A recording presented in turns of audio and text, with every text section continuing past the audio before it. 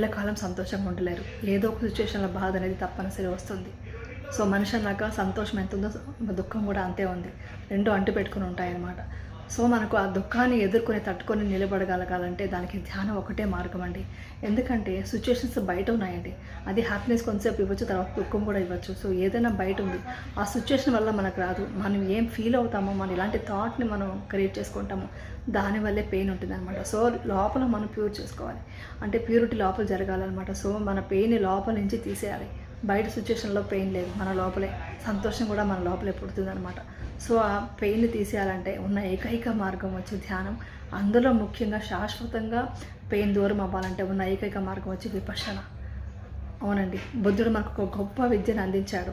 నేను విపశ్యన వల్లే నేను ఈ రోజున అన్ని బాధలకి దూరంగా, బాధ విముక్తున్నై సంతోషంగా ఉన్నాను. సో మీరందరూ కూడా సంతోషంగా లైఫ్ లీడ్ చేయాలి, ప్రశాంతంగా ఉండాలంటే ధ్యానం చేయండి. అందులో విపశ్యన ధ్యానం చేయండి. Have a nice day.